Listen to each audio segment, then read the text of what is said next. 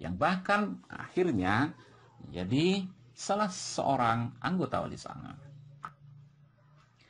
Gelar Lokajaya sendiri bermakna penguasa wilayah, karena kata loka berarti tempat, wilayah ataupun daerah, dan jaya berarti menang atau menguasai. Dari satu sisi nama Lokajaya dapat ditafsirkan memiliki kaitan dengan simbol tantrisme, karena sebutan Lokajaya semakna dengan Wisesa Dharani, yakni penguasa bumi. Cakra bumi, pemimpin lingkaran cakra. Cakra buana yang lazim digunakan oleh pengamal ajaran Bhairawa Tantra.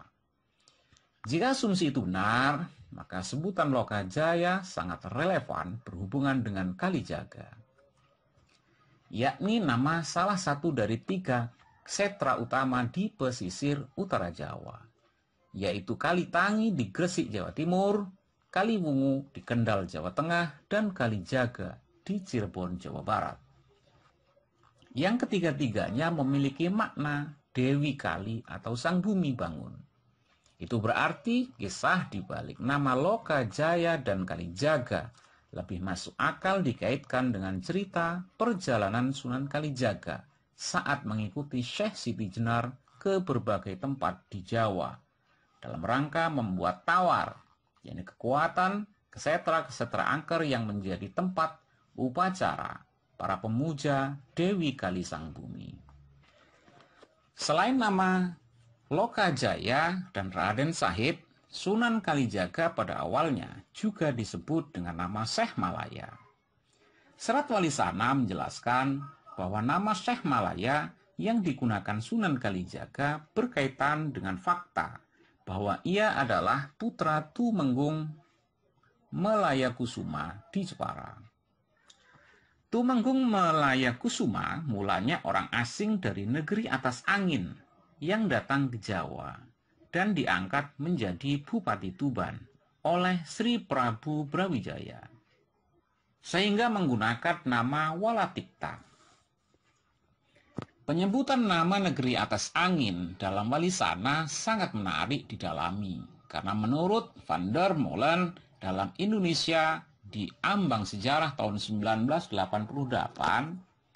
kata atas angin adalah salah satu ucap dari atta angin, yaitu yang kehilangan semua anggota badannya, yang berhubungan dengan Bhairawa Tantrisme.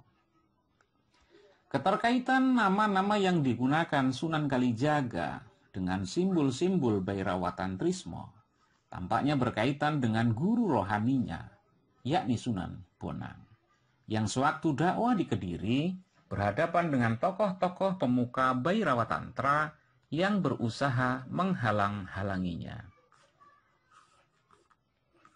Serat Kadaning-ringgit Purwa menggambarkan bahwa suatu ketika Sunan Kalijaga meminta izin ingin menunaikan ibadah haji ke Mekah, karena Sunan Bonang meminta agar ia seyogyanya menjalani ibadah zahir sesuai dalil Al-Quran dan hadis.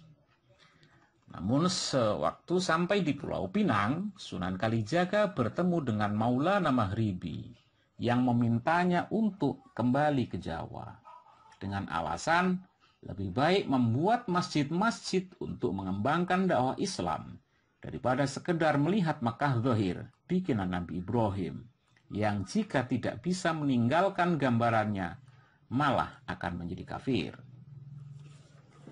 Sementara itu, sebagaimana Sunan Bonang yang dididik di dalam lingkungan keluarga ibunya yang berasal dari keluarga Bupati Tuban, Sunan Kalijaga pun mempelajari kesenian dan budaya Jawa, yang membuatnya memahami dan menguasai kesusastraan Jawa beserta pengetahuan falak, pamangsa dari keluarganya, dan terutama dari Sunan Bonang. Selanjutnya, gerakan dakwah Sunan Kalijaga diterangkan dalam Babat Demak, yang menuturkan bahwa Raden Sahid, putra Adipati Walatikta, mengawali dakwah di Cirebon, tepatnya di desa Kalijaga. untuk mengislamkan penduduk Indramayu dan Pamanukan. Setelah lama berdakwah, Raden Said kemudian melakukan laku rohani dengan melakukan uzlah di Pulau Upih. Setelah melakukan uzlah selama 3 bulan, lebih 10 hari, laku rohani Raden Said diterima Tuhannya. Ia diangkat menjadi wali dengan gelar Sunan Kalijaga.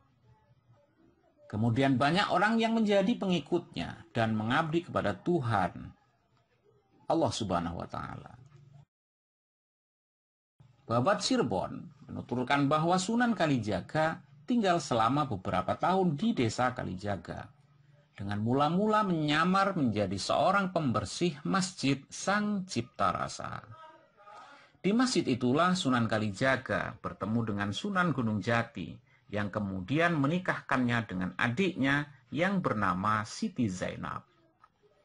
Istri Sunan Kalijaga yang bernama Siti Zainab menurut sumber yang diyakini menganut tarekat Akmaliyah yang ditulis Agus Sunyoto dalam buku Suluk Malang Sungsang tahun 2004-2005. Sesungguhnya adalah putri dari Syekh Datuk Abdul Jalil yang masyhur disebut Syekh Lemah Abang atau Syekh Siti Jenar.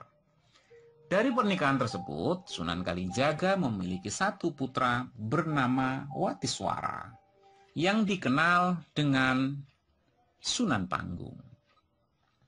Seorang putri kembarannya bernama Watiswari dan seorang putri bernama Ratu Campaka. Babat Demak menuturkan bahwa Sunan Kalijaga di Cirebon memiliki 3 putra, yaitu 1 putra dan 1 putri. Raden Sangit, Dewi Rukiah, dan Dewi Rufiah.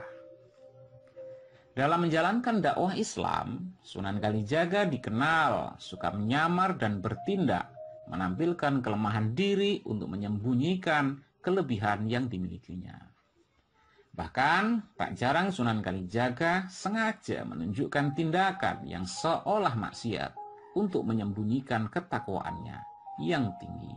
Sebagaimana dicatat dalam sejarah Banten, Rante-Rante, yang dikutip Husein Jayadiningrat dalam tinjauan kritis tentang sejarah Banten tahun 1983. Seperti wali-wali lain dalam berdakwah, Sunan Kalijaga sering memperkenalkan Islam kepada penduduk lewat pertunjukan wayang yang sangat digemari oleh masyarakat yang masih menganut kepercayaan agama lama.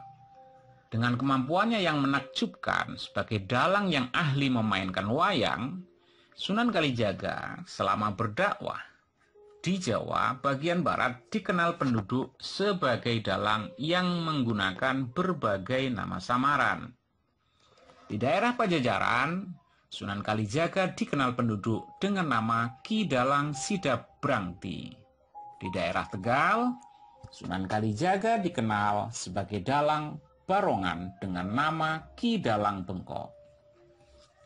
Di daerah Purbalingga, Sunan Kalijaga dikenal sebagai dalang Topeng dengan nama Ki Dalang Kumendung. Sedang di Majapahit, dikenal sebagai dalang dengan nama Ki Unhan. Kegiatan dakwah memanfaatkan pertunjukan tari topeng, barongan, dan wayang yang dilakukan Sunan Kalijaga dengan cara berkeliling dari satu tempat ke tempat lain itu digambarkan dalam Babat Cirebon dalam Langgam Kinanti.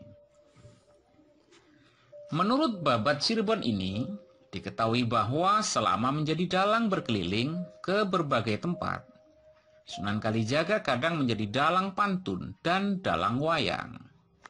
Sunan Kalijaga berkeliling dari wilayah Pajajaran hingga wilayah Majapahit. Masyarakat yang ingin nanggap wayang bayarannya tidak berupa uang, melainkan cukup membaca 2 kalimat syahadat.